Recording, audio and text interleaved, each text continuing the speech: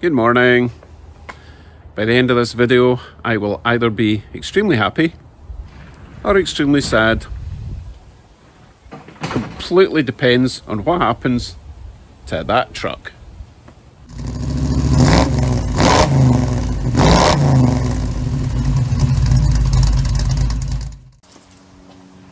Hey everyone, just to get you up to speed. Bugsy was meant to go for his safety test on Wednesday. I had a trailer arranged, I had the safety test booked, and then on Monday my truck died. And I've been trying to fix it ever since. So today I'm waiting on a crankshaft position sensor, which hopefully will fix it. And if it doesn't, then I need to get the can opener out and open that big tin of worms. Hopefully it won't come to that, but we'll see. So while we're waiting, instead of just pacing up and down the driveway as I normally do, we'll get Bugsy out and we'll get some bits and bobs done on him. So let's have a look. We'll get him out and have a look and see what we're doing today.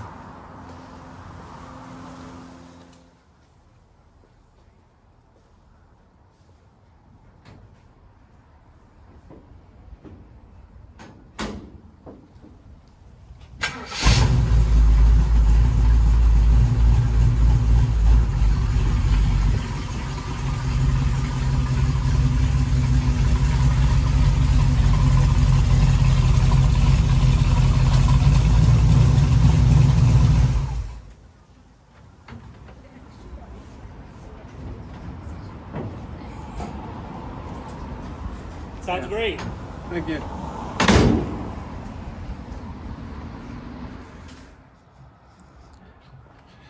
Oh look, it's another leak. I'm not actually concerned with that one. That is actually coming from that overflow tank, so I know it's working because it's overflowing. That happened because I topped the radiator right up and then I topped up the overflow tank with fresh coolant. That's why it's quite so green. So probably just a wee bit too much water. So I'm not concerned with that. It's not leaking from anywhere important, if that's possible. Okay, let me have a look and see what we're doing. Wouldn't it be awesome if I could open the door from the inside instead of sticking my arm out every time I want to get out of the car? Wouldn't that be a novel idea?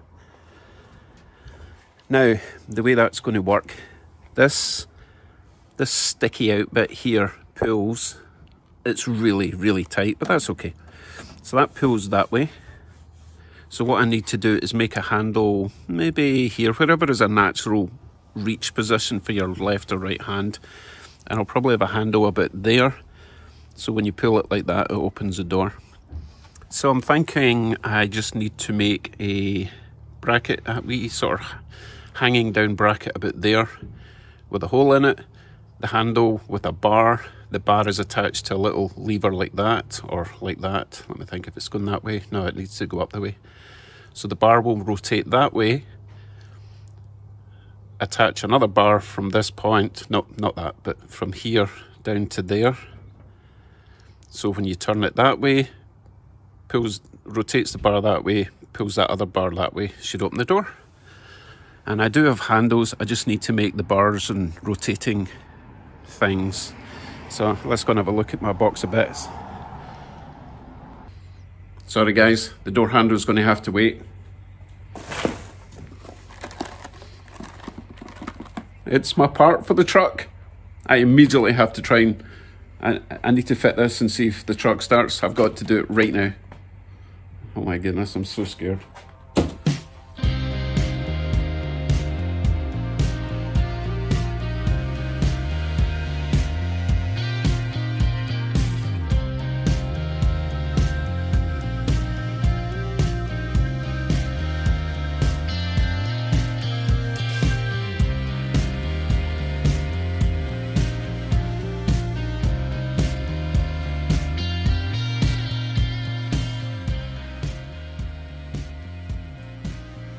Well, that was easy enough to fit.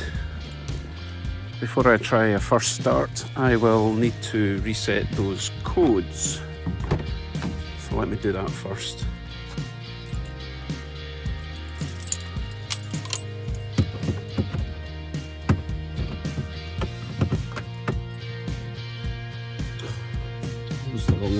Always. No, that was the right way around. I'm too excited. Right, diagnostic tool is in. Ignition is on.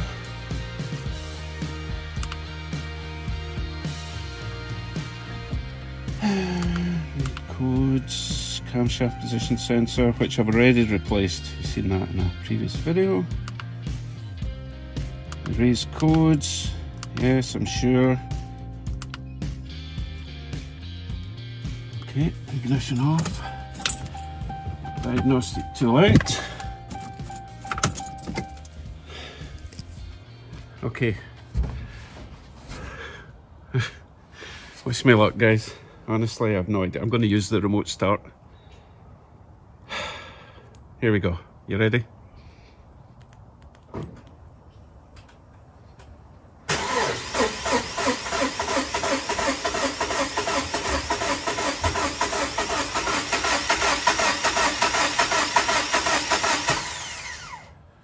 Right then, time to break out my little multimeter and see if we're getting 5 volts to that cam sensor.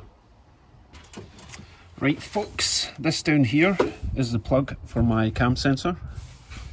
I don't know if you're going to focus in there, but basically we should have 5 volt ground and signal wire, if my colours are correct. The one at the bottom there, the white and purple it should be, although it looks kind of orange, so I'm not sure what's going on there. Anyway, the ignition is on. Obviously the engine is not running. I should be able to stick this in there to try and get my positive 5 volt signal, and then with the other one I should earth this and hopefully get 5 volts. If I can find an earth. Can't quite reach the battery from here. Oh, right, let's try that. Nothing. Probably not touching that wire.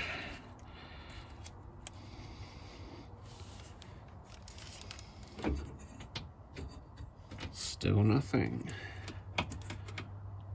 Interesting. Let's unplug this and take a direct. As I say, it should be, my goodness, that's not the colours that the book says. Ah yeah, yellow and pink should be my constant 5 volts. Let me stick that probe in it. Which is that one. Earth this. This is tricky with one hand again.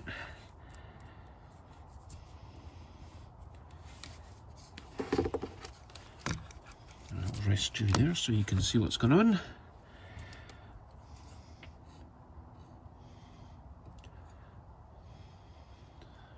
.5 going up and down constantly. That's not good. That should be 5 volts.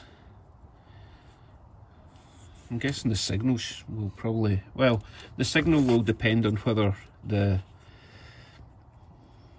cam gear is in a notch or not, if you know what I mean. Well, that's like, that shot up to over a volt there. What is going on?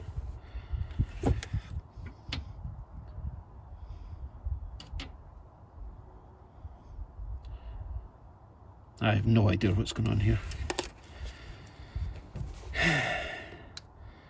But that pink and yellow should be 5 volts.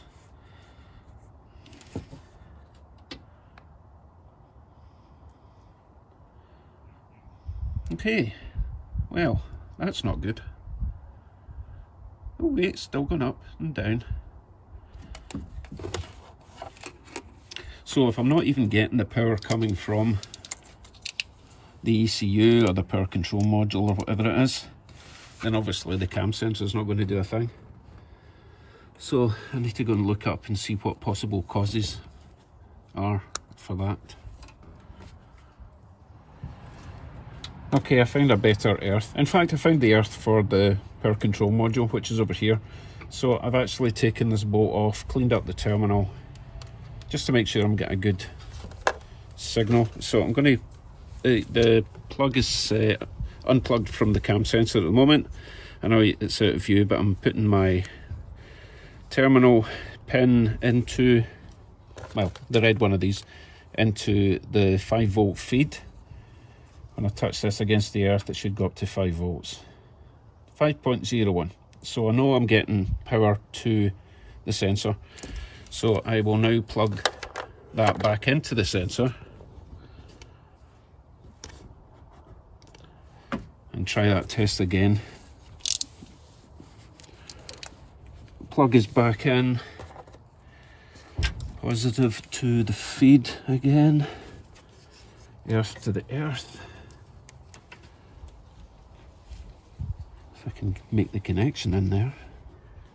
Yeah, I'm getting 5 volts to the sensor. So it's good in a way. I know that my power control module is working, but it's whether or not the sensor's actually working. So I guess, you know, it's possible that I've bought a dud cam sensor. So that's the next thing I need to try and test. Now I think I can only test that by plugging this terminal into the signal and have someone crank the engine while I check this to make sure it's getting the 5 volts. So I need to go and find someone to help me there. Just for talking's sake, I'm going to plug that into the signal now and see what happens. Or I could do it and record it and then come back and see.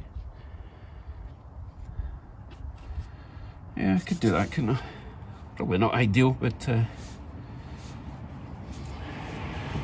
let's try not to get the camera swallowed up by the car. I will position you there. Right.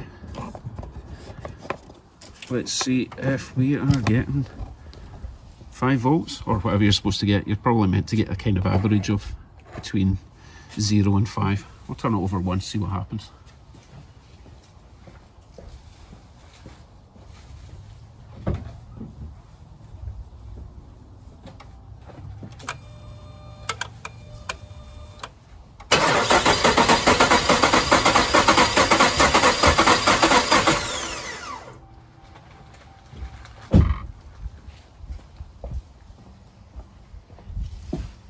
Actually sounded a bit better when it was trying to start. Let me check and see what we saw there. So as you saw, it didn't change. It was not sending the signal.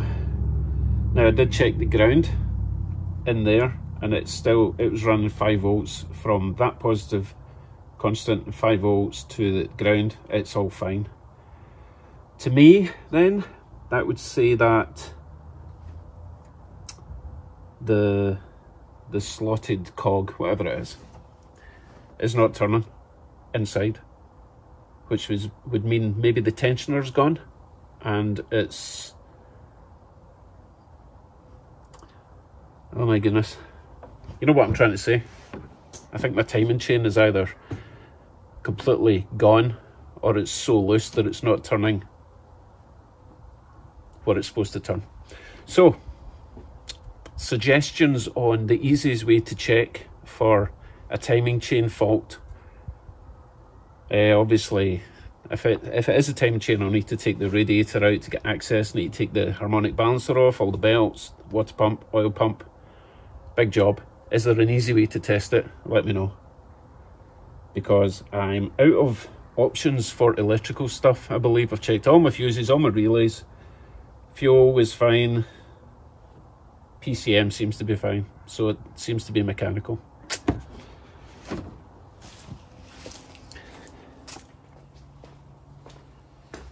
So, not the outcome I was hoping for. Oh well, leave a comment if you have any clues, any ideas to help me diagnose this fault before I start ripping it apart. Because it's not just like a new tensioner or a new chain. And even if it is, you know, if that is the fault and it hasn't destroyed the engine, I've still got to then get new gaskets and everything that goes along with rebuilding the front end. So just give me a nice easy fix, please. Right folks, thanks for watching. Before you go, please have a look at Simon Fraser's channel. I had no idea Simon had a channel, right? Simon's the guy that sent me the gimbal thing and the welding gloves. And as I say, I didn't know he had a channel. So if you're into boats, or if you have any interest in boats at all, and lakes, and fantastic scenery in Scotland, click up there, check out his videos. Really nice stuff. I had no idea.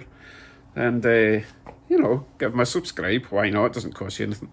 Okay folks, I will await patiently for your magical answers. See you in the next one. Bye bye.